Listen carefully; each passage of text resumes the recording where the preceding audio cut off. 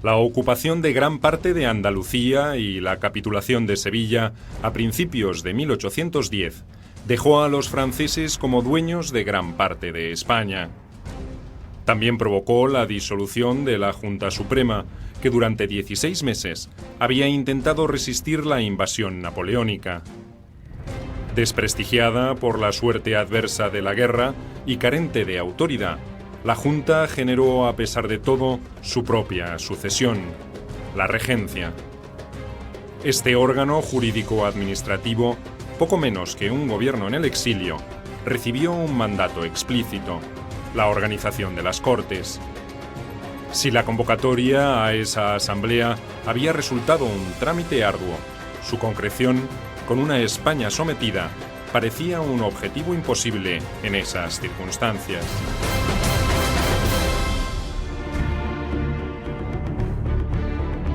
La nación ha demostrado ser soberana al negarse a obedecer las órdenes de Napoleón. Pido la palabra, señor presidente. Todos los aquí presentes juramos en su día lealtad a nuestro soberano Fernando VII. España desde los godos es una monarquía, electiva primero, hereditaria después, en la que el rey ungido, consagrado por la Iglesia, ha sabido ejercer la suprema autoridad sobre sus súbditos. Una serie de circunstancias van a suponer que las Cortes retrasen su apertura hasta septiembre de ese año de 1810. De manera que desde principios de ese año, desde enero de 1810 hasta septiembre, todo se lleva a cabo con la finalidad de facilitar la reunión de las Cortes en Cádiz, lo cual suponía una enorme dificultad, porque hay que entender que un país en guerra, un país ocupado por unas tropas extranjeras que lógicamente iban a tratar de evitar que se reuniesen las Cortes en cualquier ciudad. El cuadro de situación en esos primeros meses de 1810 podía presumirse como ampliamente favorable a la causa francesa.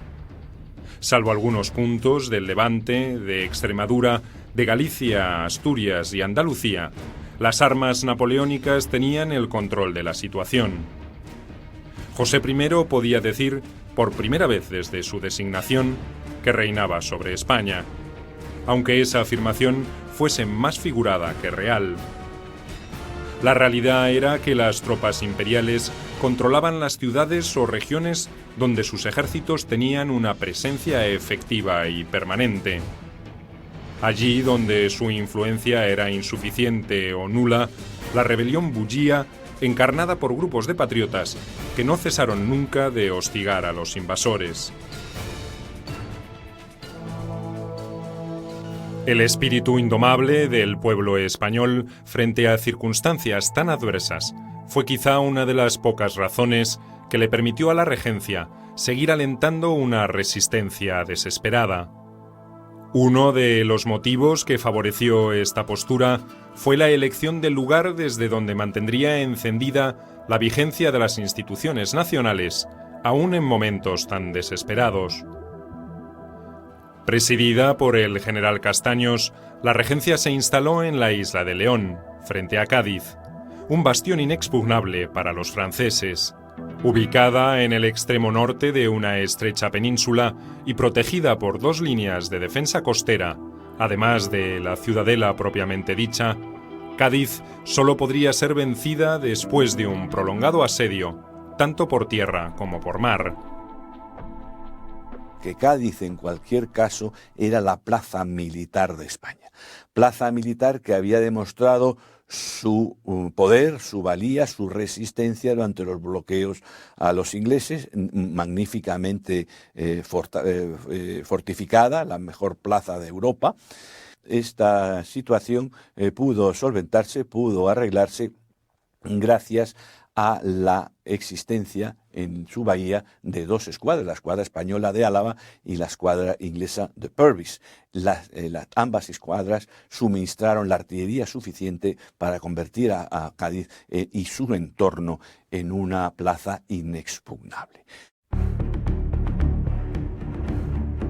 El mariscal Víctor Después de la capitulación de Sevilla, se dirigió con su ejército hacia Cádiz, pero no pudo impedir que el duque de Alburquerque, con sus tropas, llegara antes para reforzar la guarnición local. En el puerto, una flota española y otra inglesa protegían ese baluarte de una amenaza marítima que, de todas maneras, Francia no estaba en condiciones de implementar. Ese doble cerrojo impidió a los franceses batir la última sede del gobierno patrio y consumar la ocupación. El mariscal Víctor combinó a la plaza para que se rindiera, y al no lograrlo, probó sus defensas durante varios días en febrero de 1810. Finalmente, optó por establecer un sitio más simbólico que eficaz. Luego, informó a José Bonaparte que sin artillería pesada y una flotilla de lanchas cañoneras no tendría ninguna posibilidad de éxito. El de Cádiz sería uno de los sitios más prolongados e improductivos de la Guerra de la Independencia. Cádiz, por otra parte, era el puerto por el cual podía llegar toda la ayuda extranjera, que llegó en forma de soldados, llegaron soldados ingleses, y llegó sobre todo en forma de caudales de América, sobre todo en el momento en que de alguna forma pues se mandó el mensaje a los americanos de que eran considerados en paridad a los españoles, que tuvo sus efectos poco conocidos. La imposibilidad de destruir ese último bastión de resistencia española se transformó en una contingencia de gran trascendencia para el usurpador del trono español.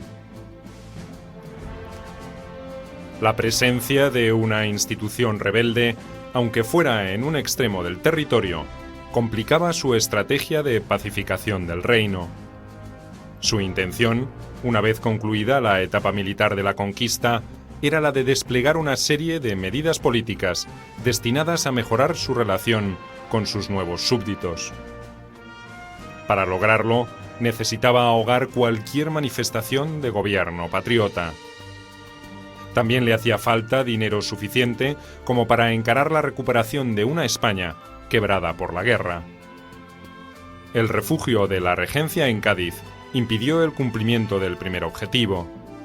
La absoluta negativa de Napoleón a seguir financiando la campaña española con recursos de Francia desbarató el segundo. La situación económica estaba caracterizada por una quiebra absoluta de la hacienda real, ¿no? Había una situación de inflación muy amplia, de inflación brutal y galopante, en un país, claro, que esto, al entrar en guerra deja de producir en gran medida, pues se produce una caída inmensa de la producción, había habido años agrícolas muy malos y hay una situación de quiebra generalizada de la hacienda. Esto es un elemento esencial desde el punto de vista económico que produce una situación de quiebra política muy importante. Esos generales imponían su ley en aquellos lugares en donde estaba acantonado el ejército, a cuyo frente estaban estos generales. Sobre todo en el momento en que decidieron, para financiar precisamente la estancia del ejército en la península, que costaba mucho dinero, decidieron, con el beneplácito de Napoleón, establecer impuestos y cobrar tributos para el sostenimiento de las tropas en la península. Las diferencias de criterio entre Napoleón y su hermano sobre la situación española eran profundas y conceptuales. El emperador seguía sin comprender cómo no se había culminado triunfalmente la campaña, a pesar de la ingente cantidad de hombres y de pertrechos comprometidos en la lucha. Achacaba gran parte de los malos resultados al carácter conciliador de José. Según él, los españoles confundían sus gestos magnánimos con debilidad. Tenía que actuar con más decisión y energía. El nuevo soberano, que ya había tenido oportunidad de probar el temperamento orgulloso y levantisco de los españoles, no estaba de acuerdo. Consideraba improbable sostenerse en el trono si no lograba convencer a los habitantes de la península sobre las ventajas que les aportaría un apoyo a su reinado. José naturalmente estaba subordinado a su hermano Napoleón, pero en ese deseo de sintonizar con el pueblo español, con sus nuevos súbditos, llegó incluso a enfrentarse a Napoleón, a su hermano.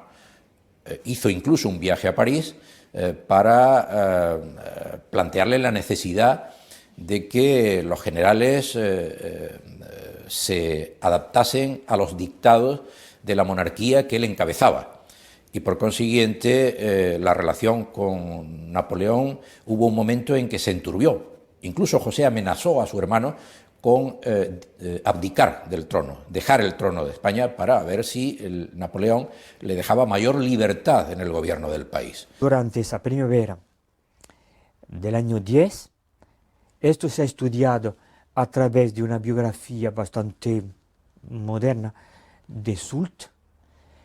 Esta presencia francesa en Andalucía, en Granada, en Sevilla, ya se acompañó de una auténtica puesta en marcha de un reformismo quizá prometedor de beneficios, no solo para los ocupantes, sino también para la población.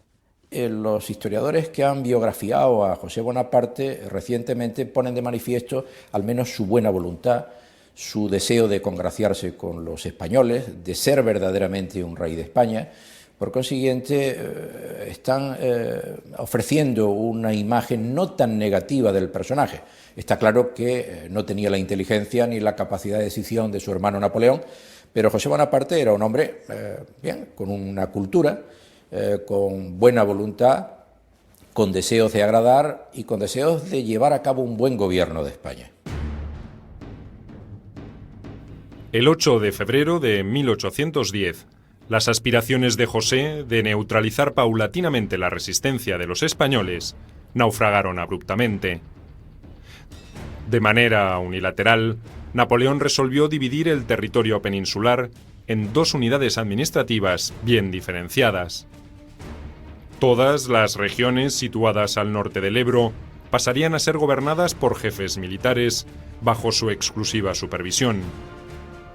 Cataluña, Aragón, Navarra y parte del País Vasco fueron de esta forma sustraídas a la influencia de Madrid. El desmembramiento se justificó en la necesidad de crear una línea de defensa de la frontera francesa, sobre todo en el sur, donde era previsible una colaboración de Gran Bretaña con los catalanes. La decisión también respondía a la pretensión napoleónica de anexionarse esas regiones que consideraba históricamente ligadas a Francia. Hubo una forma, digamos, de josefinismo español que se ponía en marcha y que prometía reformas de talante, yo diría, post-ilustrado, es decir, medidas de beneficencia, medidas en cuanto a la educación, a la enseñanza. De alguna forma, José I llegó a asumir la expectativa de ser un rey de los españoles. Y es esa intervención de Napoleón, siempre supervisando, siempre teniendo la conciencia de que quien debía tomar las últimas decisiones era él, la que impediría en buena medida una cierta monarquía, una cierta monarquía bonapartista, pero de raíz española, y de alguna forma ese proyecto nunca llegaría, por todas las dificultades, nunca llegaría a cuajar, ¿no? La división del territorio español, que contravenía el compromiso asumido 2 años antes por Napoleón en Bayona, tenía un tercer motivo mucho más simple. José se negaba a expoliar a los españoles para financiar la guerra en España y su prolongación en Portugal. El emperador, en cambio, no quería que ese esfuerzo siguiera siendo pagado por los franceses. Al crear virtuales comandancias militares, sus jefes asumían el compromiso de buscar recursos para solventar los gastos de sus ejércitos. porque sus tropas se aprovisionan sobre el lugar. Es decir, sus tropas avanzan a tal velocidad que no pueden depender de los suministros, de los carros de suministros que avanzan con muchísima más lentitud. Y el que se aprovisionen sobre el lugar genera un efecto que es bien conocido, y es que la guerra se extiende a todo el mundo, ¿no? Esta necesidad de aprovisionarse sobre el lugar hace que las tropas de Napoleón lleguen y arrasen los sitios por donde pasan, ¿no? Lo cual convierte en adversarios a toda la población.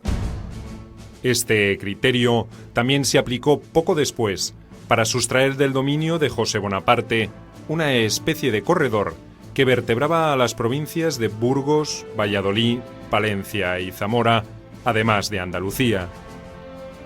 De la noche a la mañana, el impuesto rey de España veía reducido su poder a 1/3 del territorio original. José amenazó con renunciar al reino. Viajó a París para convencer a su hermano que reconsiderase esas decisiones y retornó a Madrid con las manos vacías. Su gobierno viviría de ahora en adelante agobiado por las penurias económicas y solo defendido por el poder de las bayonetas. Leyendo los informes que mandaba Soult a París, él anuncia al emperador que realmente España estaba en sus manos. Y efectivamente, en textos a veces poco conocidos, ya me enteré de que hubo delegaciones de ciudades y pueblos de Andalucía que de manera, creo que voluntaria, se fueron a Sevilla a manifestar públicamente su sumisión, su obediencia.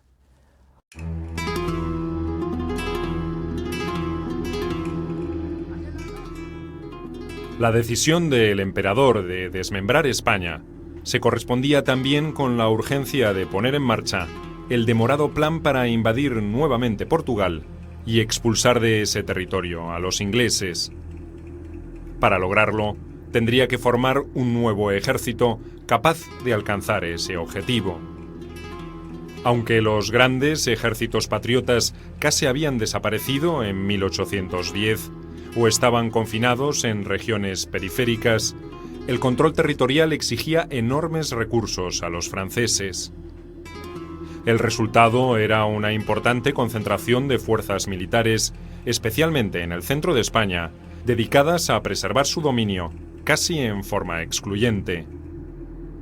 Napoleón se vio obligado entonces a enviar un nuevo contingente de 140.000 hombres para afrontar la nueva campaña.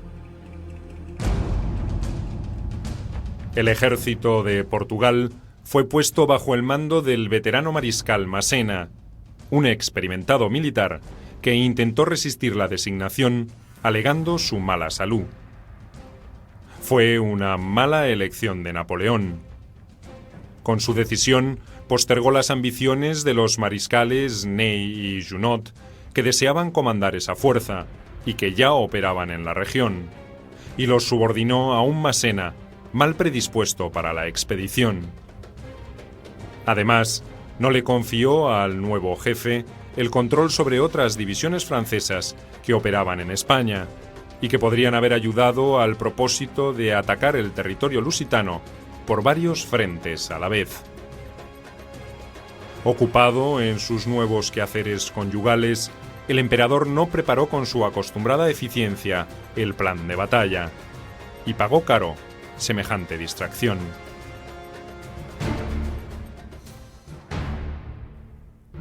Cuando Massena se hizo cargo del ejército de Portugal el 28 de mayo de 1810, el mariscal Ney ya había iniciado un sitio mal preparado contra Ciudad Rodrigo.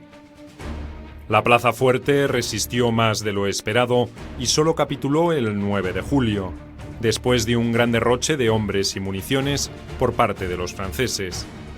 Contrariamente a lo que podía esperarse de un ejército napoleónico, Massena demoró su avance sobre la ciudad lusitana de Almeida, aunque logró una inesperada victoria en Coa contra un contingente británico que operaba en los alrededores. La rendición de Almeida supuso una nueva demora, aunque de todas maneras el jefe francés no tenía demasiado apuro en proseguir las operaciones.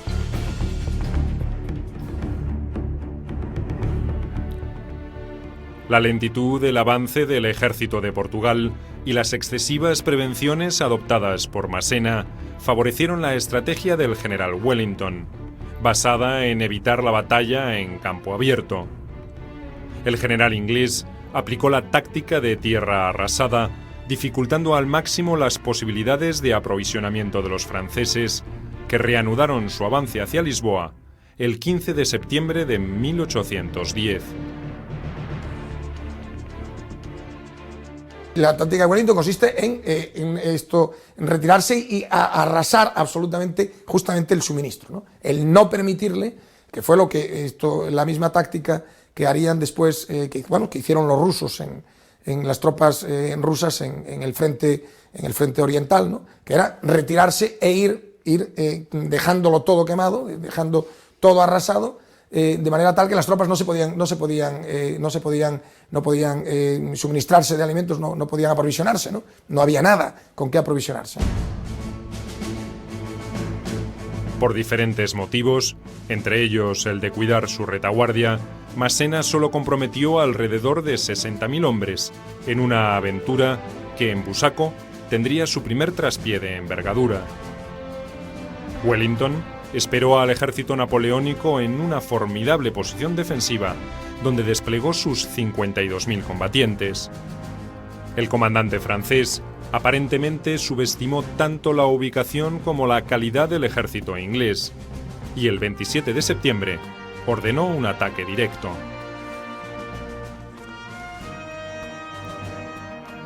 Las bajas imperiales, entre muertos y heridos, alcanzaron los 4.500 hombres, mientras que la fuerza anglo-portuguesa sufrió un total de 2.500 bajas. Fue la batalla donde se produjo la mayor pérdida de oficiales de toda la guerra. El motivo: los jefes franceses tuvieron que realizar grandes esfuerzos para convencer a sus subordinados de avanzar en condiciones casi suicidas.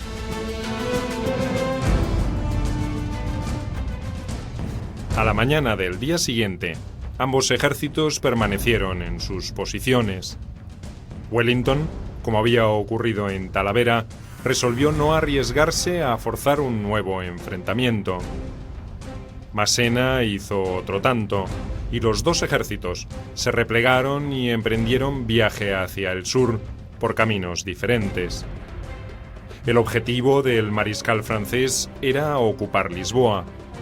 El del general británico, cerrarle definitivamente el paso en una línea defensiva, pacientemente preparada en Torres Vedras, en las cercanías de la capital portuguesa. La accidentada topografía de la península donde se asienta Lisboa favoreció el plan de Wellington de levantar fortificaciones para contener al ejército enemigo. Las demoras francesas en iniciar la campaña ayudaron a los defensores a perfeccionar y a aumentar la calidad y la cantidad de esos reductos fortificados, a cavar trincheras y a levantar obstáculos. Wellington no era un gran estratega, ni muchísimo menos se puede comparar a Napoleón en este sentido.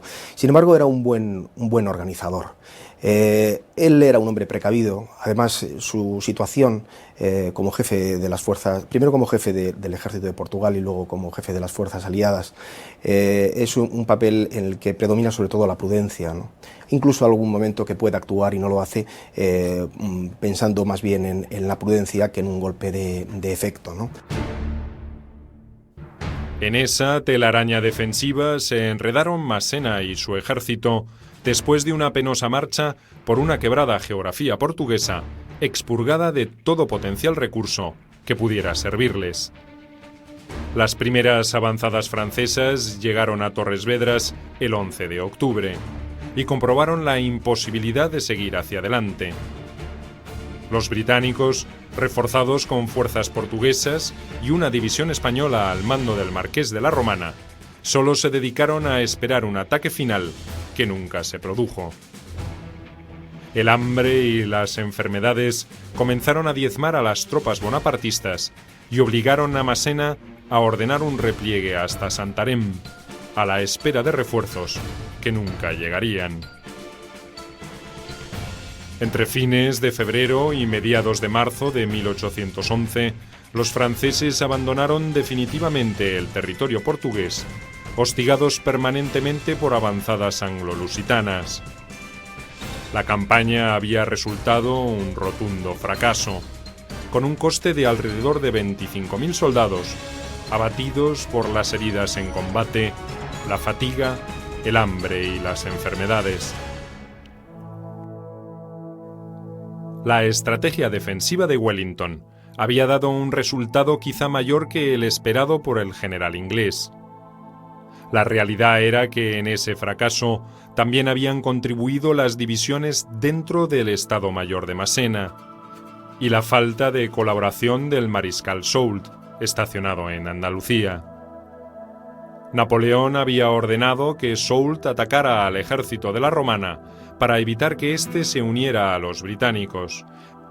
También tenía que amenazar la frontera portuguesa por el sur. El jefe francés demoró cualquier acción ofensiva alegando insuficiencia de hombres para cumplir ese plan. Cuando se decidió avanzar sobre Extremadura, la posición de Massena en el norte ya era insostenible. Su única contribución de importancia fue la toma de Badajoz el 5 de marzo de 1811, después de un sitio de 41 días y de la derrota de una fuerza patriota que pretendía auxiliar a la ciudad. Mientras el principal escenario de la guerra se desplazaba hacia Portugal, la regencia instalada en la isla de León trató de demorar la reunión de las Cortes, pero no tuvo éxito. En Cádiz se había congregado un importante número de reformistas que presionaron y obligaron a inaugurar oficialmente las sesiones el 24 de septiembre de 1810. No había tiempo que perder. A la emergencia provocada por los triunfos franceses se unía ahora la situación de las provincias de ultramar, de donde provenían una buena parte de los recursos de los que podrían disponer los patriotas para seguir con la guerra. Había muchos diputados partidarios de que las Cortes se ocuparan única y exclusivamente de organizar al país para llevar a cabo la guerra y la expulsión de las tropas napoleónicas. Pero también en el seno de las Cortes salieron inmediatamente voces, como ya habían salido en la reunión de la Junta Central, de que había que aprovechar la ocasión para hacer reformas en el país. Pero la disolución de la Junta Central se había interpretado en algunos de esos dominios americanos como la desaparición del gobierno legítimo en la metrópoli. En consecuencia, habían creado sus propias juntas para ejercer su gobierno en forma autónoma. El tan temido fantasma de la disgregación del imperio se sumaba al riesgo de la división de España que pretendía Napoleón. Los diputados americanos, en su inmensa mayoría, hay alguna excepción, pero en su inmensa mayoría simpatizan con el liberalismo. Ellos son representantes de sus países en España, tienen una lealtad muy grande hacia España, tienen una lealtad muy grande hacia sus países de América. Se puede decir que es una doble lealtad. Están en una situación muy difícil, porque después de que han venido a España, ha surgido, o ya estaba, pero en fin, han surgido movimientos de ruptura. Las excepcionales condiciones de la convocatoria hicieron difícil la integración de la Asamblea. Los reformistas encontraron un atajo legal para cubrir las ausencias de los diputados que no habían podido llegar para el acto de apertura. Fueron reemplazados por representantes oriundos de esas regiones hasta que la presencia de los titulares pudiera concretarse. Se constituyó una sola Cámara, no dos como estaba previsto, y el número final de asambleístas fue de 233.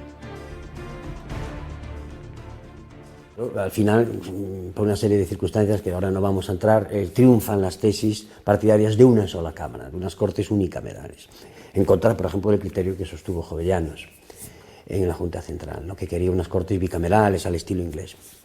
Fueron unas Cortes unicamerales y realmente se comportaron como unas Cortes constituyentes. Es decir, no solamente aprobaron la Constitución y centenares de decretos, sino que también gobernaron, participaron en la dirección política. Eran una convención. Realmente eso es lo que en realidad fueron, una convención constituyente.